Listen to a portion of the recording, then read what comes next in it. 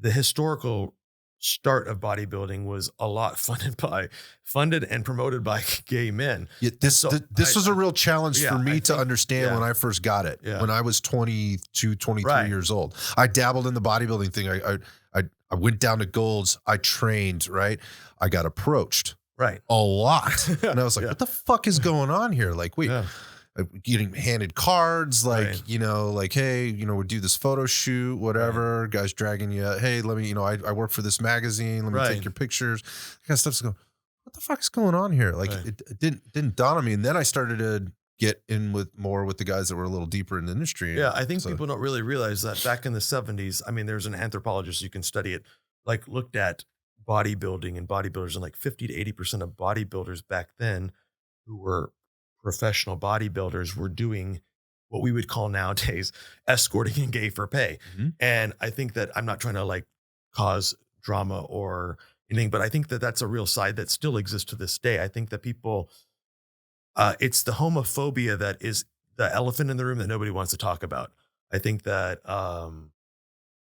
it's kind of like, we just don't talk about it. We don't say anything, but so these guys are profiting from gay men, having gay clients, having gay followers, but then especially now with the social media piece. And bashing them. Oh, no homo, no, all this stuff, you know? So I think it's kind of funny that people haven't really embraced how bodybuilding got to where it is now. And it's a lot because of gay guys that sponsored, funded, and paid for all these pro bodybuilders to be who they are now. To where they're at. And like even some of the magazine editor, I mean, there was a magazine that, I mean, photography and editors that were gay and promoted, you know, bodybuilding. I mean, if you think about it, a bunch of dudes wearing a thong, oiling each other up, it's pretty homoerotic, if you want to call it that. So it's just funny that there's so much stereotypes about like, no, bro, I'm not gay, or like still to this day, even in 2021, almost now we're in 2022, like we still have these harsh,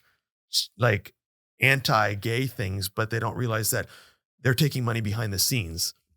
Particularly with like again, going with the social media thing with this OnlyFans, the prospect of that, I mean, it works both ways. I mean, there's the female end and the male end. And yeah, I mean, I think for somehow it's like socially acceptable for females. I don't know why.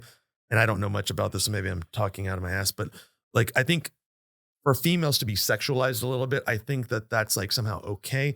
But if a guy does it, it's like, bro, you're gay. Or I don't know if it's okay, but it's been normalized. Yeah. Right. It's definitely, I don't know if it's okay to do that, but I think it's been normalized to the point where it's been accepted.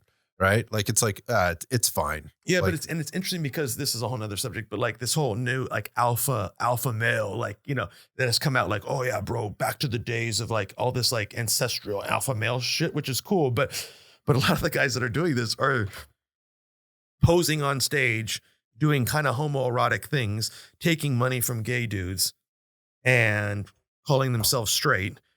I don't judge. I have no whatever box. I don't believe in boxes, but like calling yourself whatever you want to call yourself and then bashing the industry, that the community that paid for them to get where they're at. I just think it's a little bit completely like, well, it's not insulting, unlike, much less alone. Yeah, I don't disagree with you. I mean, I don't have a lot of connection to it anymore at all, but I don't think it's unlike a lot of other sports, right? Sure. In that, you know, particularly, I mean, if you think about it, like National Football League, the National Hockey League, you know, Major League Baseball, these are just not things that are being talked about. Yeah, but I think that the fans don't have direct contact with those people, where I think in bodybuilding that's exactly what I was just going to say. Sorry.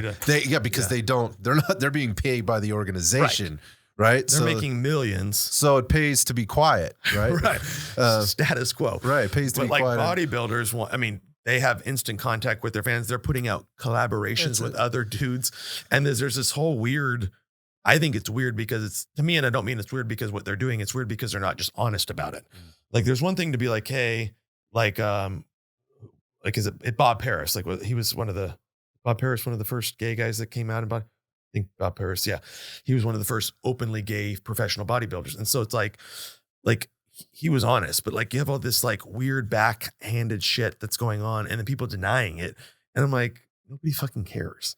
Yeah. That's, I think the bigger thing for me is like, what are you worried about? If you're not being paid, by a sponsor who's Right. going to cancel you Right. because you don't have a sponsor or whatever Right. else. Like, what's the big deal? It's more status or, whatever. I don't know. I think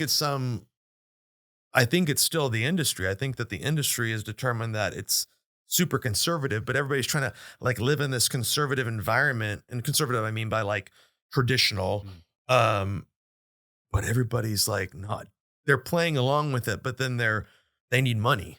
Yeah. And the almighty dollar talks. So they're escorting, they're doing their videos, they're doing, it's like we don't need to name names, but there's been professional bodybuilders that got caught doing gay porn and then kind of never got to be a yeah, they were done. winner. They were blacklisted. Yeah, they're kind of blacklisted. It was just kind of like, sure, that maybe not be morally or ethical, whatever you want to call it, in whatever religions you believe. But come on, let's hold on a second, Matt. These are the same guys that are doing the gay for pay, to quote you, going back. And I know this because I was actually had a pretty close relationship with somebody who was very much on the inside of this, was dating a physician when that physician wanted to date, because that is how that person got the things they needed for their protocol. Right.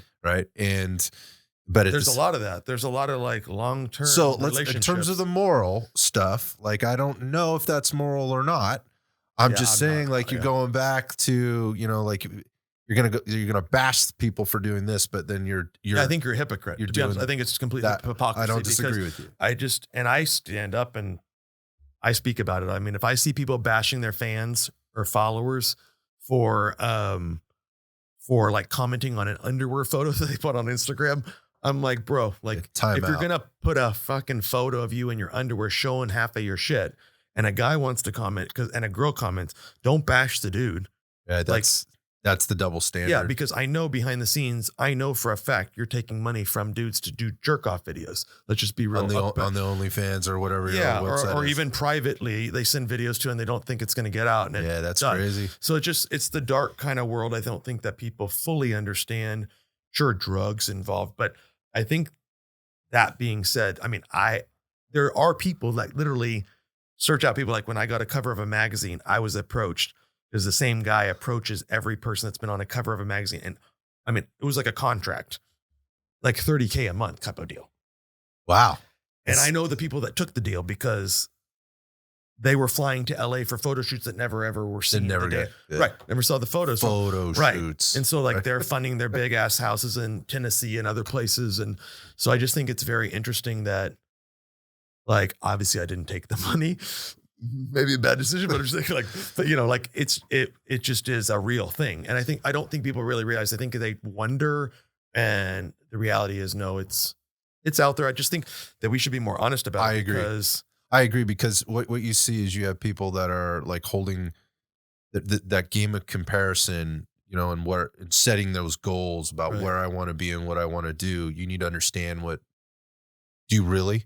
Yeah. Do you really want to be there? Because this can come along with it, unless you understand it going in, right? Or you're smart enough. And to be honest, I didn't. But I'm going to go back to this. But you're a sharp guy, right? And so again, you understand politics, right? And you understood business. I picked where I wanted to go. Some influence. You had some influences, and you did more than that. You decided this is what you were going to do, and you handled it like a business from the get-go.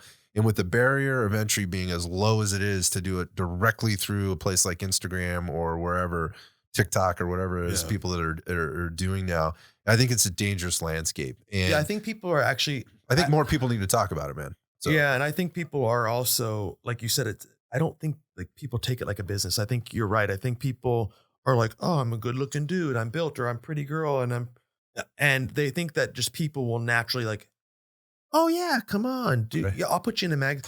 Like, I'm like, no, you have to build a brand. Yeah. And you are your brand. And whatever you say has to be consistent, just like a company. So I just think it's interesting that there's a lot of naivete involved, I think maybe, or people just dreaming of thinking that people are just going to naturally help them out. And I'm like, no, it's a super saturated market. Yeah. And I think there are people out there doing a really good job of this, Matt. I mean, I have a close female friend who does an amazing job on Instagram and is very conscious about what she puts on and what she doesn't put, what she puts on there and what she doesn't put on there.